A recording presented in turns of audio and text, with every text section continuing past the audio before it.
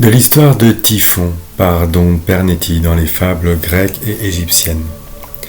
Diodore fait naître Typhon des Titans. Plutarque le dit frère d'Osiris et d'Isis. Quelques autres avancent qu'il naquit de la terre lorsque Junon, irrité, la frappa du pied, que la crainte qu'il eut de Jupiter le fit sauver en Égypte, où, ne pouvant supporter la chaleur du climat, il se précipita dans un lac où il périt. Hésiode nous en fait une peinture des plus affreuses, qu'Apollodore semble avoir copiée. La terre, disent-ils, outrée de fureur de ce que Jupiter avait foudroyé les titans, se joignit avec le Tartare et faisait un dernier effort. Elle enfanta Typhon. Ce monstre épouvantable avait une grandeur et une force supérieures à tous les autres ensemble. Sa hauteur était si énorme qu'il surpassait de beaucoup les plus hautes montagnes et sa tête pénétrait jusqu'aux astres. Ses bras étendus touchaient de l'Orient à l'Occident. De ses mains sortaient 100 dragons furieux qui dardaient sans cesse leur langue à 3 pointes. Des vipères sans nombre sortaient de ses jambes et de ses cuisses, et se repliant par différentes circonvulsions, s'étendaient sur toute la longueur de son corps avec des sifflements si horribles qu'ils étonnaient les plus intrépides. Sa bouche n'exhalait que des flammes, ses yeux étaient des charbons ardents avec une voix plus terrible que le tonnerre. Tantôt il meuglait comme un taureau, tantôt il mugissait comme un lion et quelquefois il aboyait comme un chien. Tout le haut de son corps était hérissé de plumes et les parties inférieures étaient couvertes d'écailles. Tel était ce Typhon, redoutable au dieu même, qui osa lancer contre le ciel des rochers et des montagnes en faisant des hurlements affreux.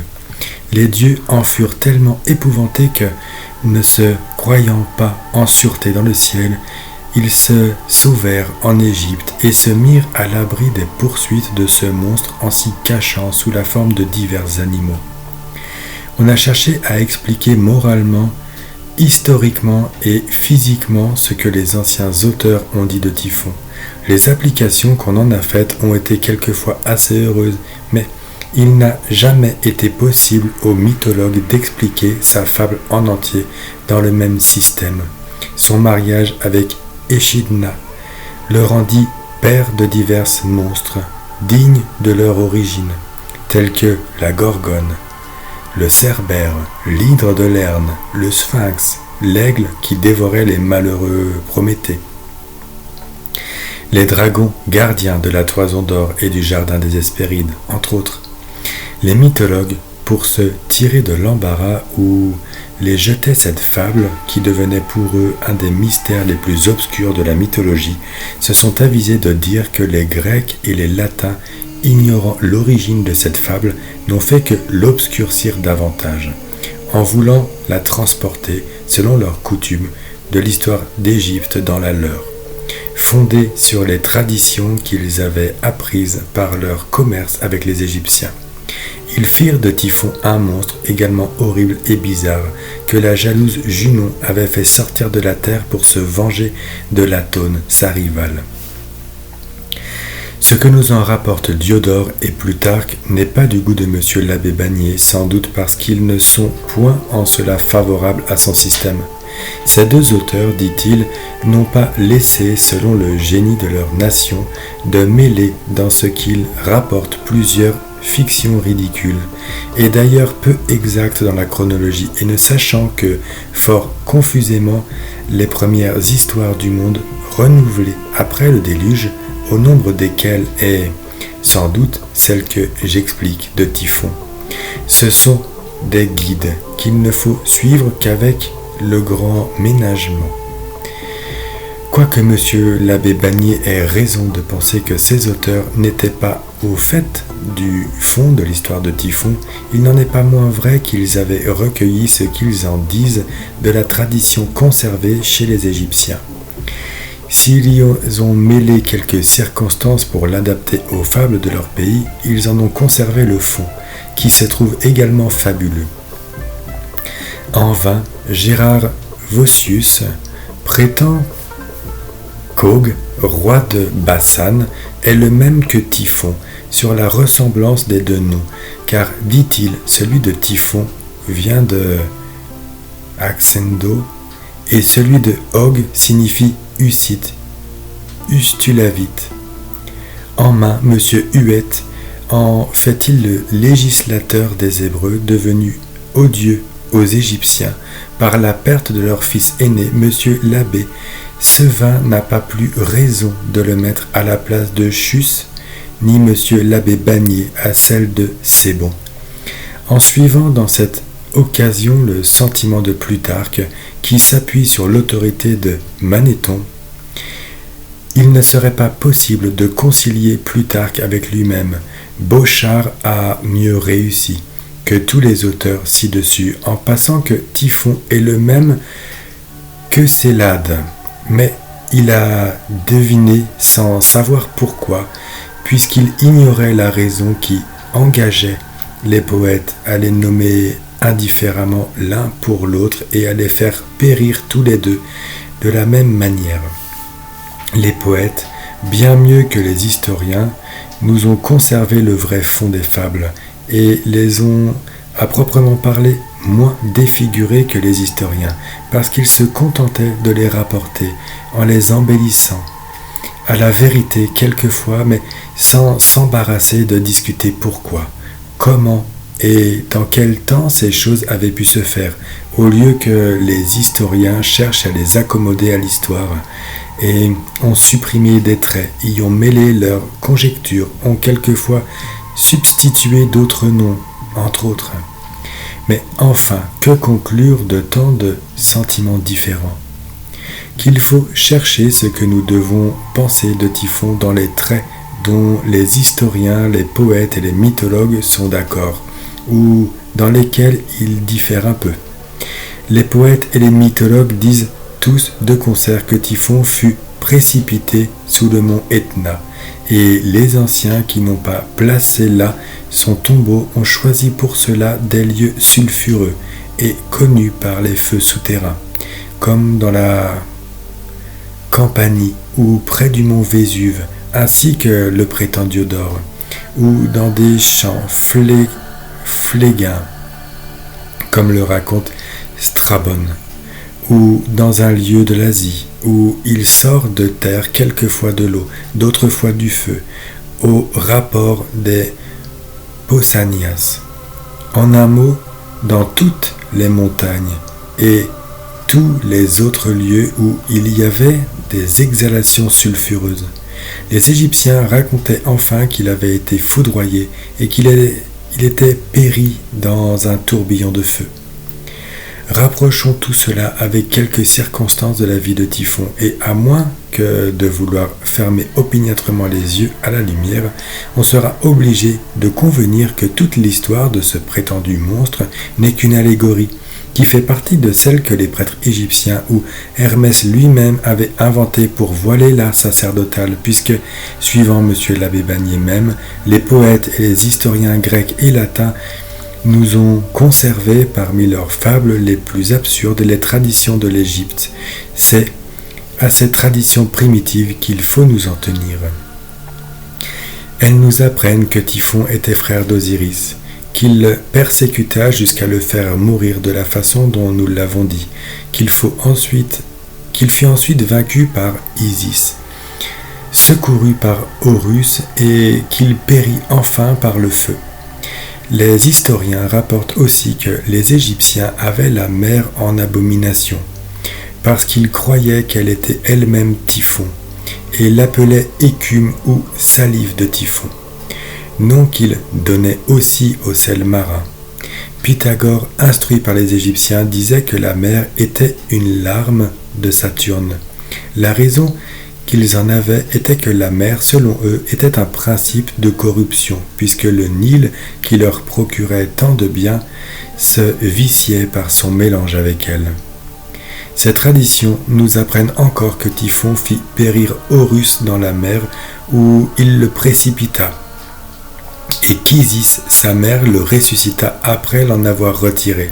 Nous avons dit qu'Osiris était le principe igné, doux et génératif que la nature emploie dans la formation des mixtes et qu'Isis en était l'humide radical qu'il ne faut pas confondre l'un avec l'autre puisqu'il est différent entre eux. Ils diffèrent entre eux comme la fumée et la flamme, la lumière et l'air, le soufre et le mercure. L'humeur radicale est, dans les mixtes, le siège et la nourriture du chaud igné. Le feu naturel et céleste et devient comme le lien qui l'unit avec le corps élémentaire. Cette vertu ignée est comme la forme et l'âme du mixte. C'est pourquoi elle fait l'office de mâle et l'humeur radicale fait en tant qu'humide la fonction de femelle. Ils sont donc comme frères et sœurs et leur réunion constitue la base du mixte. Mais ces mixtes ne sont pas composés de la seule humeur radicale de leur formation. Des parties homogènes, impures et terrestres se joignent à lui pour compléter le corps des mixtes. Et ces impuretés grossières et terrestres sont les principes de sa corruption, à cause de leur soufre combustible, âcre et corrosif, qui agit sans cesse sur le soufre pur et incombustible. Ces deux soufres ou feux sont donc deux frères, mais des frères ennemis, et par la destruction journalière des individus, on a lieu de se convaincre que l'impur l'emporte sur le pur. Ce sont les deux principes, bons et mauvais, dont nous avons parlé dans les chapitres 1er et 2 de ce livre.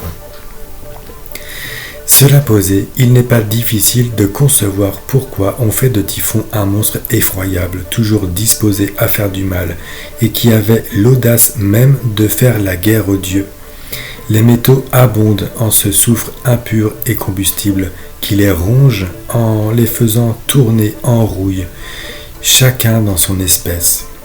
Les dieux avaient donné leur nom aux métaux, et c'est pourquoi Hérodote dit que les Égyptiens ne comptaient d'abord que 8 grands dieux, c'est-à-dire les 7 métaux et le principe dont ils étaient composés. Typhon était né de la terre, mais de la terre grossière étant le principe de la corruption. Il fut la cause de la mort d'Osiris, parce que la corruption ne se fait que par la solution que nous avons expliquée en parlant de la mort de ce prince. Les plumes qui couvraient la partie supérieure du corps de Typhon et sa hauteur qui portait sa tête jusqu'aux nues indiquent sa volatilité et sa sublimation en vapeur. Ses cuisses, ses jambes couvertes d'écailles et les serpents qui en sortent de tous côtés sont le symbole de son aquosité, corrompante et putréfactive. Le feu qu'il jette par la bouche marque son adustibilité corrosive et désigne sa fraternité prétendue avec Osiris parce que celui-ci est un feu caché, naturel et vivifiant. L'autre est un feu tyrannique et destructif. C'est pourquoi d'Espagnol l'appelle le tyran de la nature et le fratricide du feu naturel, ce qui convient parfaitement à Typhon. Les serpents sont chez les philosophes les hiéroglyphes ordinaires de la dissolution et de la putréfaction. Aussi convient-on que Typhon ne diffère point du serpent Python, tué par Apollon. On sait aussi qu'Apollon et Horus étaient pris pour le même dieu. Ce monstre ne se contenta pas d'avoir fait mourir son frère Osiris, il précipita aussi son neveu Horus dans la mer. Après s'en être saisi par le secours d'une reine d'Éthiopie, on ne pouvait désigner plus clairement la résolution en eau de l'Horus ou l'Apollon philosophique qu'en le disant précisément dans la mer.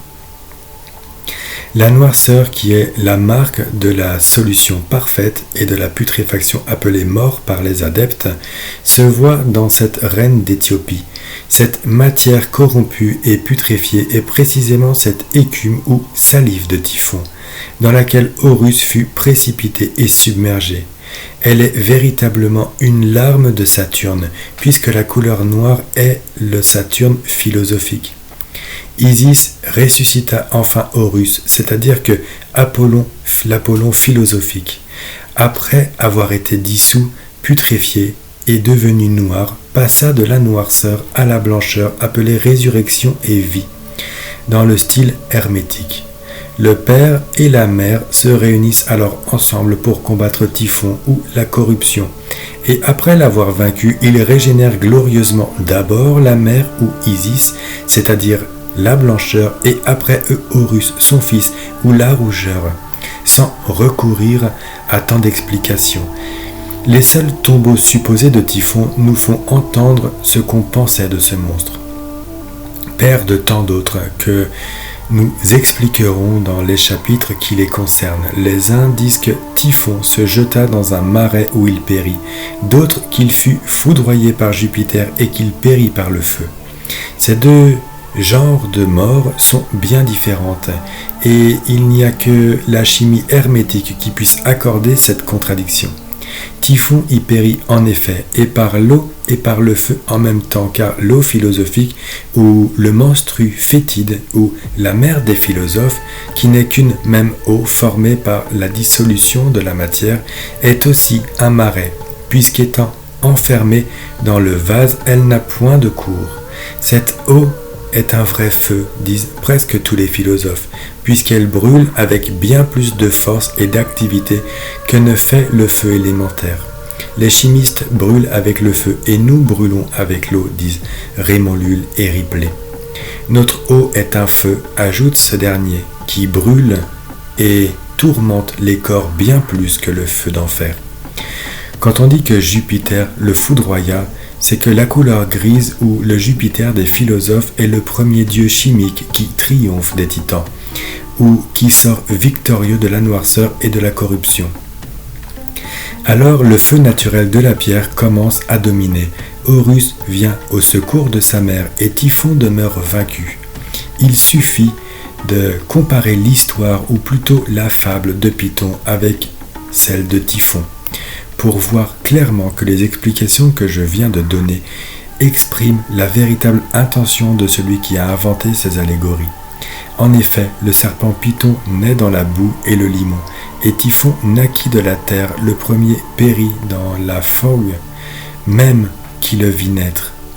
Après avoir combattu contre Apollon, le second meurt, dit-on, dans un marais, après avoir fait la guerre aux dieux, et particulièrement à Horus, qui est le même qu'Apollon, et par lequel il fut vaincu. Ce fait ne demande point d'explication. Si vous avez aimé cet audio, n'hésitez pas à mettre un j'aime qui encourage à la création de nouveaux audios et qui aide à sa diffusion. Merci de votre attention. À bientôt.